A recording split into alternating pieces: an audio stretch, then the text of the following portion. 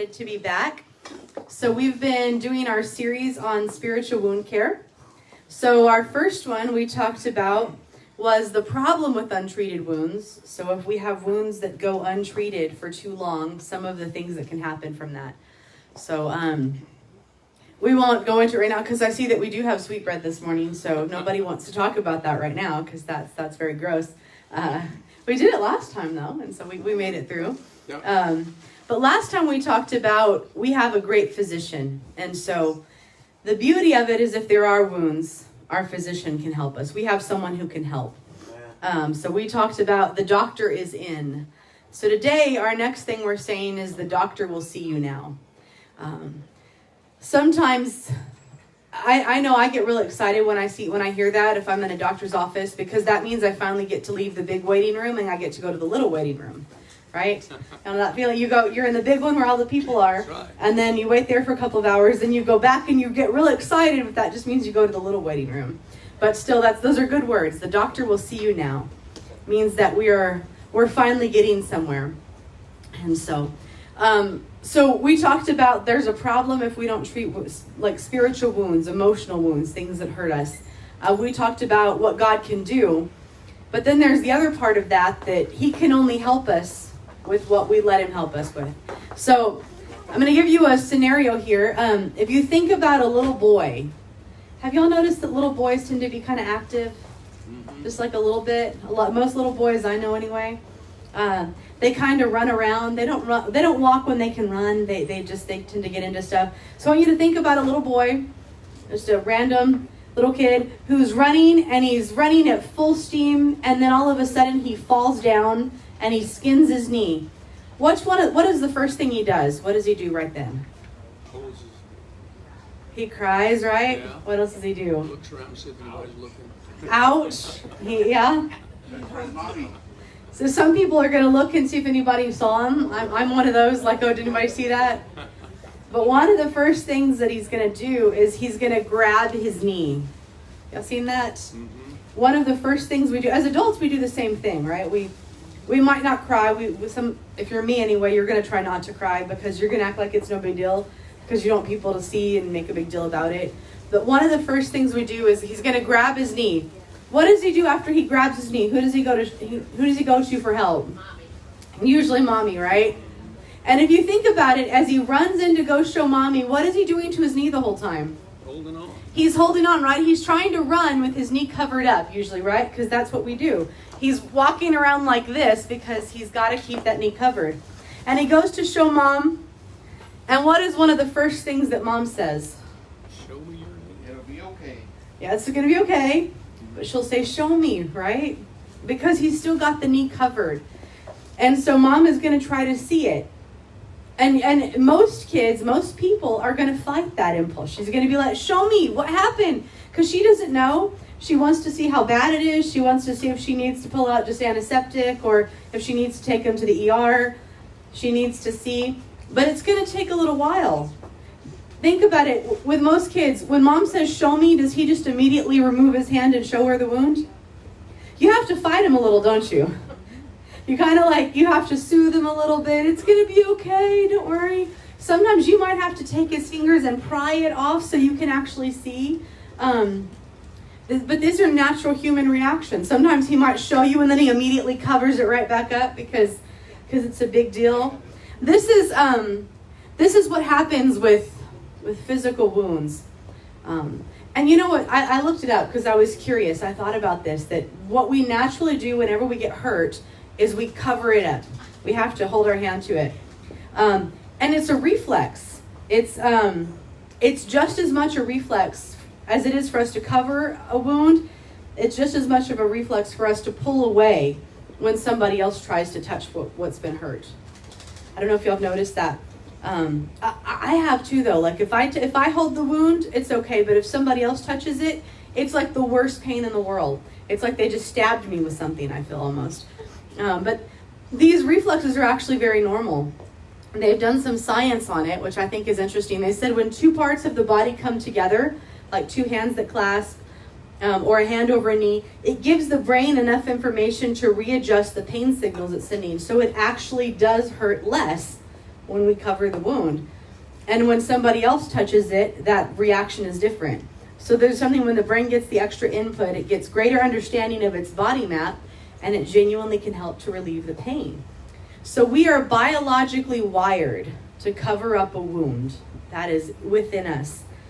So we're talking about that little boy. It might be a little while before he's comfortable enough to show her. But what it comes down to, though, is that unless he shows her the injury, there's no chance of it getting better. I talked earlier that I was with Monica, who used to work in wound care. And I was asking her, what is, like, literally when they walk into your office, what's the first thing you do? And she said, the first thing we do before we can do anything to treat the wound, she said, we have to take off the covering they put on themselves. And I thought that was so interesting. She said, the first thing we do is that when they get in there, they've always tried to put something on the wound to cover it up. The first thing we have to do is uncover it so we can see what we're working with. And that's an important thing there. So I don't know about you guys, but when I think about emotional wounds, I see some parallels here. I see some things that we do. Emotionally, when we get hurt, we tend to follow the same procedure. What is the thing you learn as a kid about words and name calling? What's the little kid rhyme? Yeah. Sticks and stones. Right? My bones, but words. Sticks and stones may break my bones. Words will never hurt me. Is that true? Oh no. That is the biggest lie that can ever be told. The only reason we say that is because we got hurt. If we weren't hurt, we wouldn't feel the need to say it. I always think it's funny, people who go around saying, I don't care what people think. Mm-hmm. That's, to me, the biggest thing that says you care what people think. Because if you didn't care what they think, you just go around not caring. You wouldn't feel the need to tell them that you don't care. Usually when they say it, they make a big deal about it too, because they care that people think that they're the kind of person who doesn't care what people think, right? So these words hurt. A lot of those things happen. So with emotional wounds, when someone hurts us, the pain is there, the blood is rising to the surface, the wound is fresh, and we usually try to cover it. You find a way.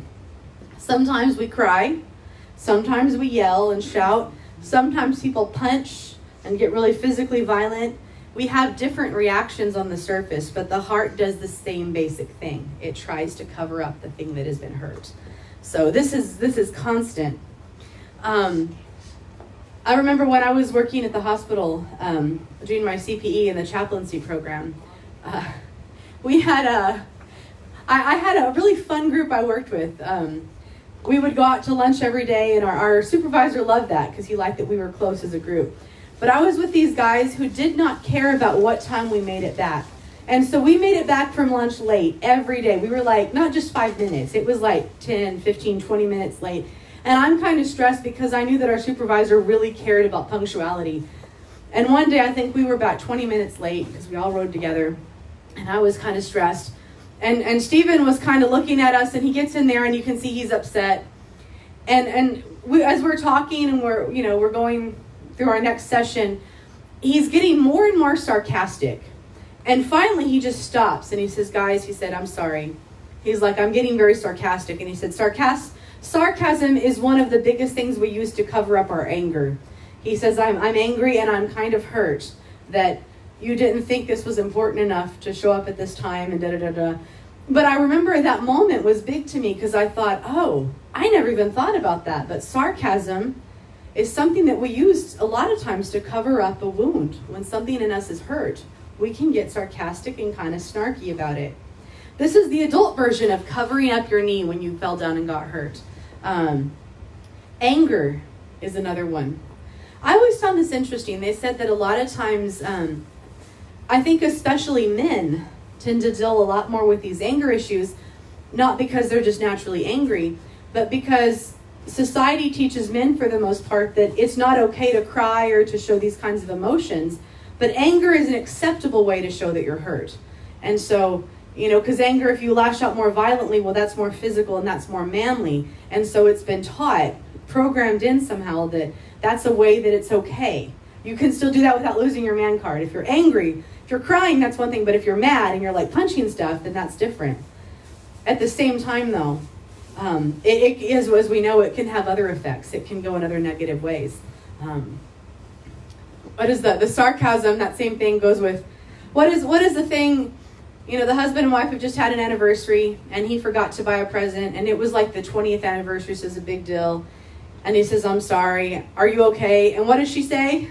Fine. I'm fine. I'm fine. It's not a big deal. I don't even care. Right? Is she fine? No. She's not fine. If you believe she's fine, I'm amazed you lasted 20 years because she's not fine. What happened? There's a wound. She got hurt. It really hurt her, but she's not going to tell you she's hurt. She's going to say she's fine.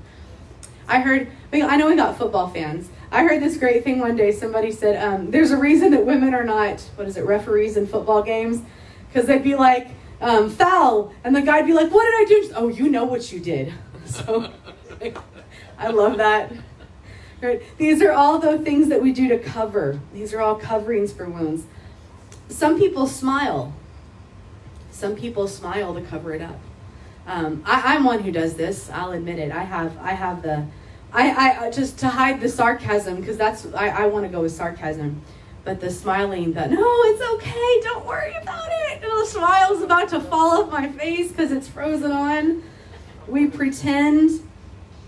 One that I was working with some work on forgiveness recently. This was my year where I studied forgiveness, and so in this year a lot of what I did was I looked into my life and situations that I hadn't forgiven, and God did some awesome work, and He brought situations from like years ago that I had no idea I was carrying. But they talked about one thing when you're hating people or you're wounded, one way you know you haven't forgiven someone is that it's like you keep them locked in a chamber in your heart, and you pull them out whenever you want, and you can replay situations. And all the things that you wish you said or that you want to say, you tell them in that moment. And if you keep pulling them out and doing that, that's one way you know you haven't forgiven, because there's still a lot of hurt and anger there. And I realized I was doing some stuff like that. I realized there were situations from 20 years ago, and I'm like, I didn't realize they were locked up in my heart still, and I was pulling them out and going, man, you da-da-da-da-da, and I'm thinking, there's clearly something that's hurting still because I'm still doing that. So these are all some of the ways that we cover up. We think about how long we hide. Sometimes we'll hide that for years. Sometimes there are wounds that happen in childhood, and maybe we didn't know how to express it then. But we've been carrying it. A lot of these things. Some people have a quick reaction. They're able to bring that pain to the surface and deal with us. But most of us, especially as adults, we tend to hide the pain. We get really good at it too. We become masters of hiding the pain. Sometimes we think, I'm not hiding the hurt. I told them I'm hurt. But it doesn't always fix it. The words can really mingle with other words sometimes. Have you ever had that happen where you said something and somebody reacted and you think, man, where did that come from? You said, oh, your shoes look pretty today. And they're, oh, just today? Are you saying that my shoes are normally hideous and ugly, and you think I'm hideous and a monster? And you're thinking, no, I just gave you a compliment. What happened there? Chances are that wasn't you. There's a wound that goes deeper, and it's a covering up, right? This happens a lot. I do this with myself too, though. I'll look. If somebody will say something and I find I have a reaction like that, even if I don't say it to them, because I do my good smile and I hide it, but inside I'll feel it sometimes and I think, what's going on? Because if I really look at it, all they did was pay me a compliment. Why did I get mad about that? And I realized, oh, there's something wounded, and I've been covering it and I didn't even know, because we get so good at it. And so I think about that. I think when I drive a lot, that's where a lot of my anger tends to go out. Somebody will cut me off and and they'll think, is it really that big of a deal? I mean, in the grand scheme of things, does it really matter that much? And then I'll look and I'll see, okay, what's really been happening is I felt like I was ignored. I felt like I was following the rules and I was doing my best to be a good citizen, and they were not, and they got away with it. And that reminded me of other times, and I realized that's a wound that goes deeper. And it's not really about what they did. It's about that there's something that's hurting on a deeper level. And when I think about that, it helps me. And I realize, but what I'm doing in a moment like that is that I'm uncovering that wound. And that hurts. It hurts to uncover the wound. Because again, we talked about that when we cover a wound physically, literally our brain sends signals to our brain, oh, it doesn't hurt as much. And so When we uncover, it hurts. It really does. There is pain because we're taking away some of that, our body's natural ability to soothe itself. But it's the only way we can get that healing. We talked about the danger of an untreated wound, what it can do. It can lead to infection. That infection can get into the blood, which is really bad because then instead of the blood taking oxygen and nutrients and all of the amazing thing it takes, it's taking infection and it's spreading it in the body. We said it can lead to paralysis. It can lead to amputations. It can lead to horrible things. And so if we don't treat it, if we are never able to uncover the wound, then we can never get it treated. And that's a tough thing. And so we look at some of the things that adults do. And if we look in the Bible, one of the first stories where people tried to hide was in the Garden of Eden. Right. So this tells us it's not just a thing that we do. This goes back to the dawn of creation. Adam and Eve, we know the story that Eve was approached by the serpent. He says, oh, it's not a big deal. You can eat that tree. God's not going to care. She eats it. And then Adam eats it. And the first thing they realize, we read that they realized they were naked. But the thing that hits right after is one of the biggest wounds, and it's shame. The first thing they feel, the first negative thing that they feel is shame. Shame goes hand in hand with emotional wounds. Shame is one of the biggest hurts, one of the most horrific pains that we can carry. They feel shame. This is one of the biggest reasons we hide wounds. I think of, especially we talked about the little boy who fell. As little boys get bigger and become bigger and bigger boys, they're going to hide the wounds more often than ever because it's shameful to admit that you got hurt. As adults especially, it's a shame if we admit we got hurt, to admit weakness. And Adam and Eve, the first thing they do is hide because of the shame. Brother Grissom says this a lot, and I love this. Adam walked with God in the cool of the day. Every day they spent time together. They talked about their day. This was the first time Adam missed that appointment, and because he was hiding. And remember what did God say when Adam wasn't there? He said, "Where are you?" Did God know where Adam was? God knows everything. It wasn't that God didn't know where Adam was. He was asking Adam, "Where are you? Where are you?" Because Adam didn't know where Adam was. And what God was saying in that moment was, you got hurt, you messed up, you got hurt, and I see the shame, and it's so deep. All I'm asking you to do is to move your hand back and show me the wound. I can fix it, but I can't do it unless you're willing to show me. So often in life, we go through these pain, and God's saying, I'll help you. We talked about our great physician. We talked about everything he can do. But he can't do it. There are some parents who, when the little boy comes and he's got the wound, they'll pry his fingers back one by one. I know that feeling. I had people in different places where I would go. When I'd fall, they would pry my fingers, and I'm stubborn, so I was going to fight even harder then. But God doesn't do that. He will not pry your hands away. He won't fix what we won't show him. And so we still do that. We still hide so often. There are so many dangers of not uncovering our wounds that we went through. But I love this story. Again, I'm taking from Brother Grissom's messages. But I think it's such a good one. We need to hear it many times in many different ways. In Matthew chapter 12, we get this wonderful story. There's a man who has a withered hand. And I love this. I'm just going to read this. It says, they asked him, saying, is it lawful to heal on the Sabbath? Because they were going to accuse him. Even though Jesus knew he was going to get in trouble, he still cared, because that's the kind of God we serve. And he said to them, what man is there among you who has one sheep, and if it falls into a pit on the Sabbath, will not lay hold of it and lift it out? How much more value then is the man than a sheep? Therefore it's lawful to do good on the Sabbath. And then he says the big thing. He tells the man, stretch out your hand. If you notice, he doesn't say which hand. The man has a withered hand. His left hand is withered. And he just says, give me your hand. He doesn't specify which one. So the guy has a choice. He can do what a lot of us would do and show God the right hand, the pretty hand, the one that doesn't have any issues, the strong hand. Or he can give him the one that's messed up. He can reveal the shame. He can take the chance of being rejected. He can put all that on the line.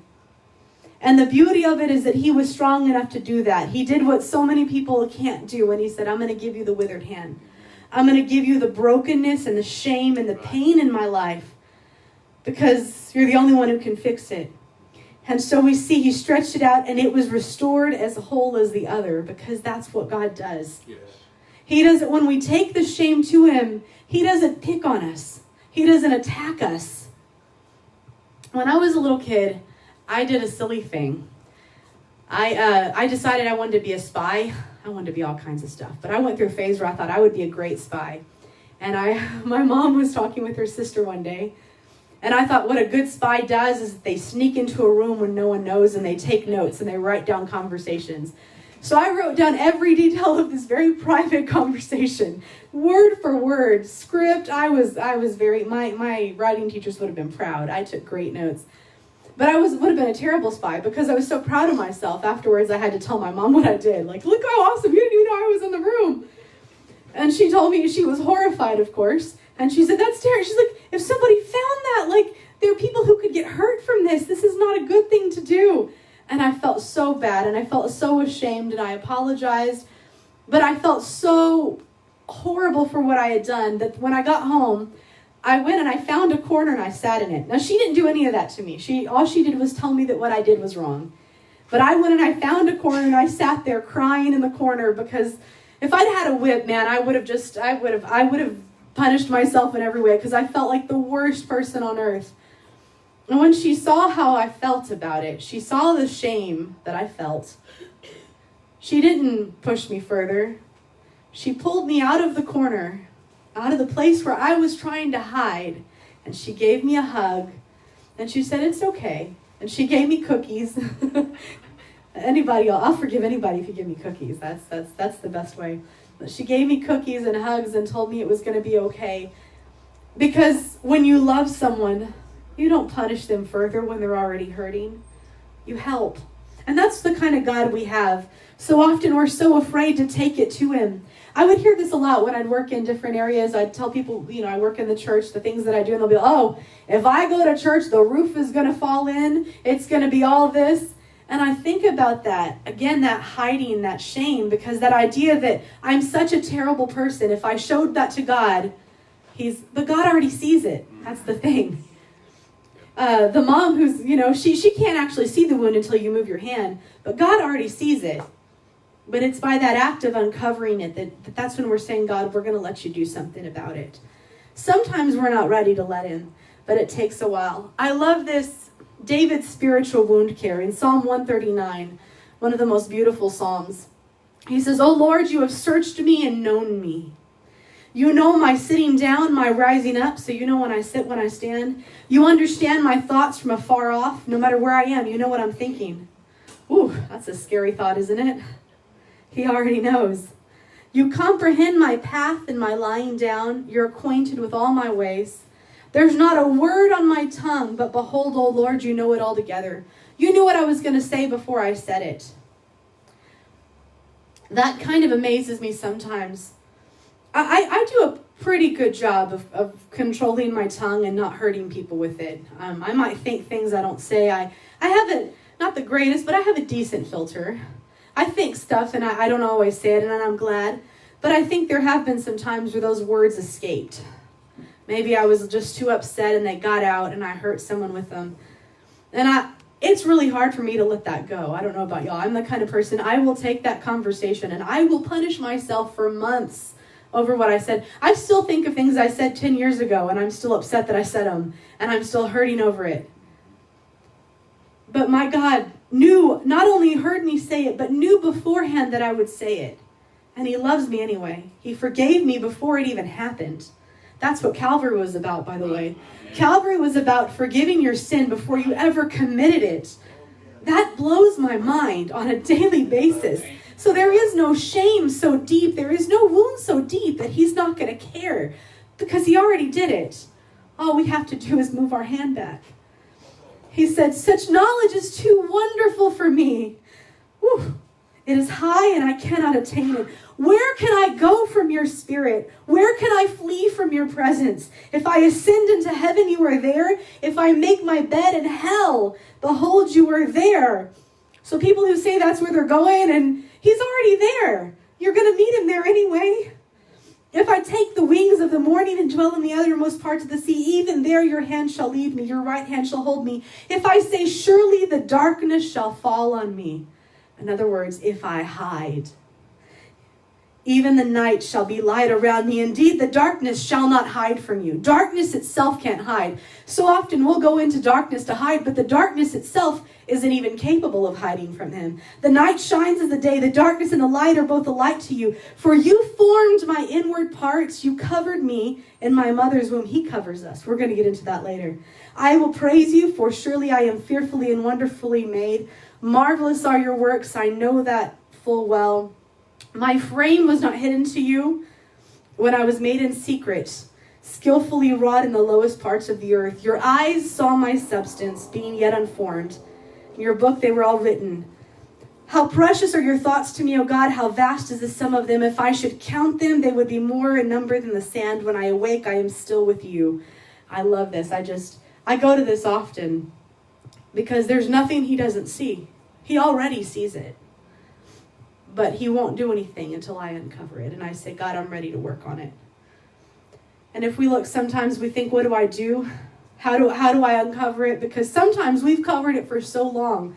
Sometimes it's like our hand has been on our knee so long it is fused together. We don't even know how to start. This is where we can start. David says a little later, search me, O God, and know my heart.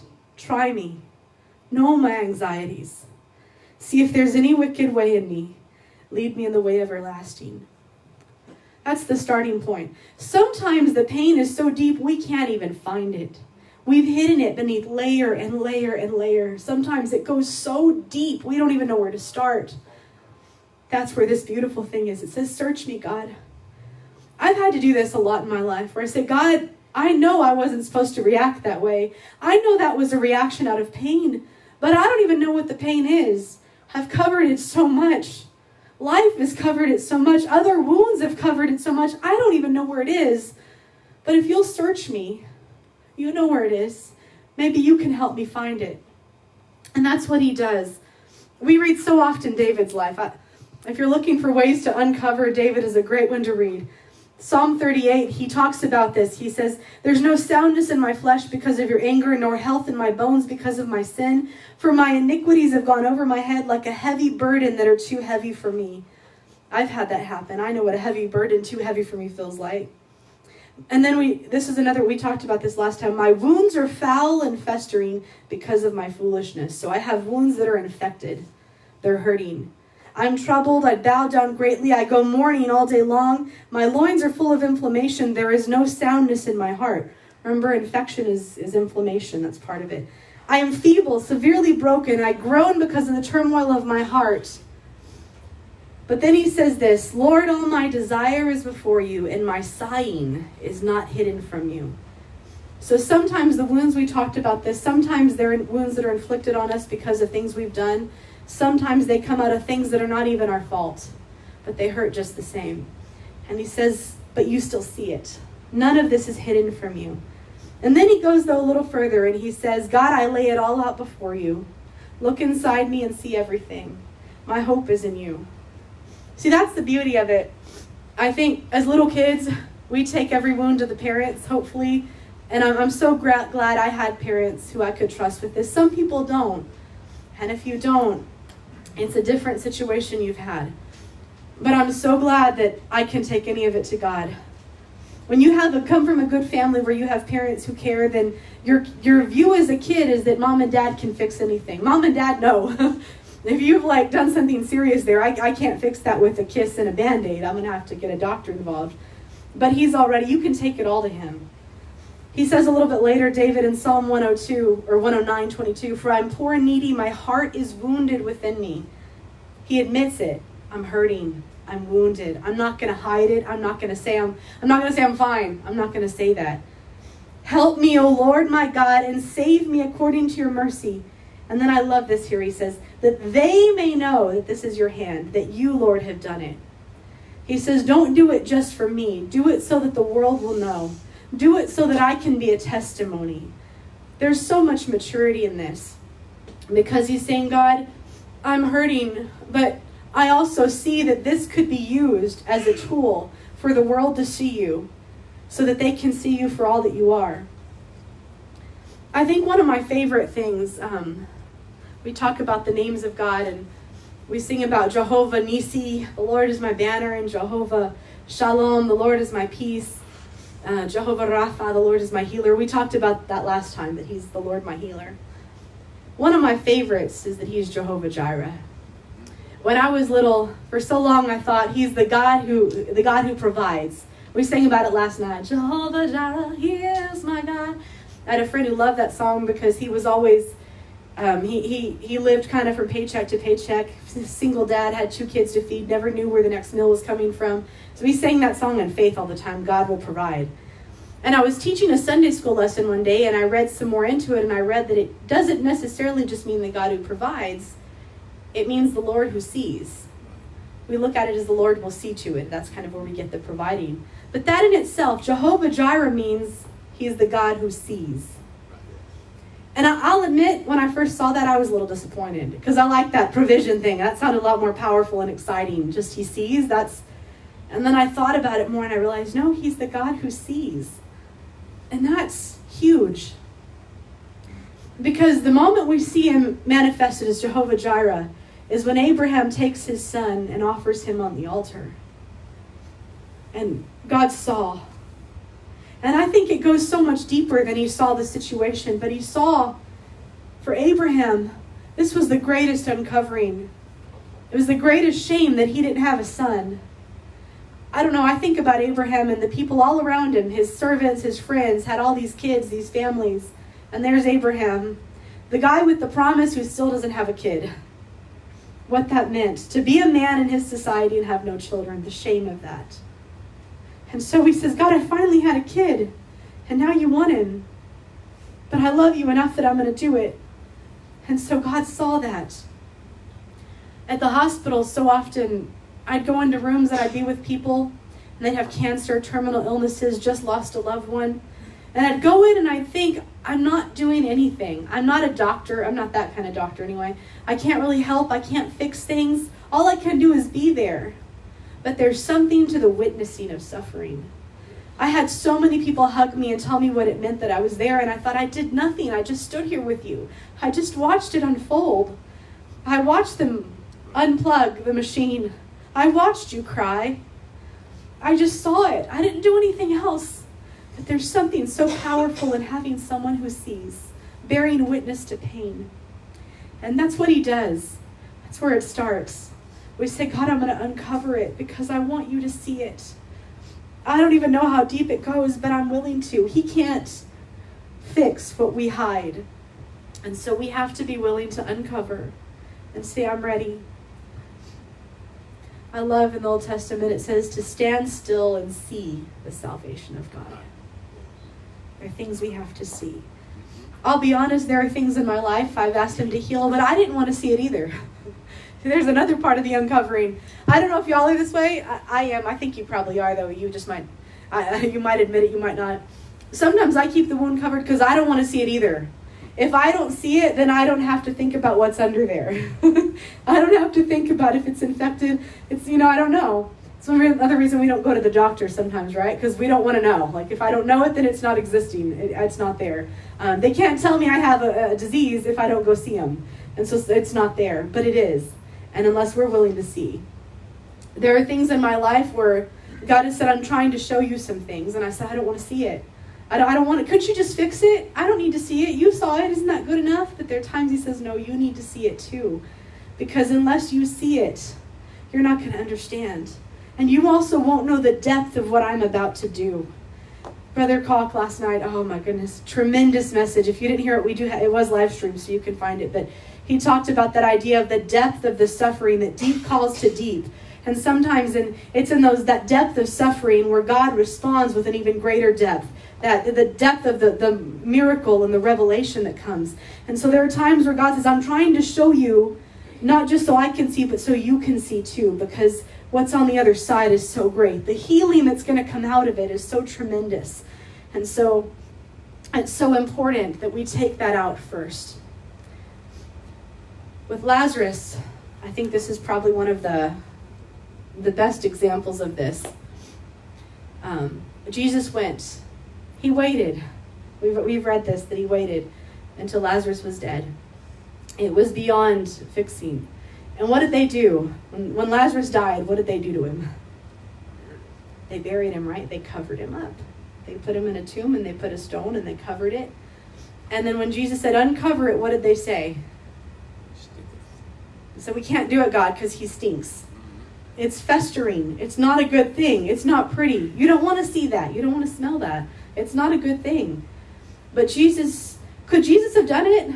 Could Jesus have, he could have resurrected him. He could have just moved the tomb. He could have just literally picked up the mountain and stuck it over there if he'd wanted to. But that's not what he does.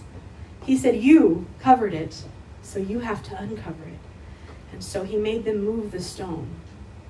But the beauty of what he did on the other side of that, Brother Grissom, another awesome message on the other side of the stone, that on the other side of that, there were tremendous things. The healing that came out. Life came back into something that was once dead.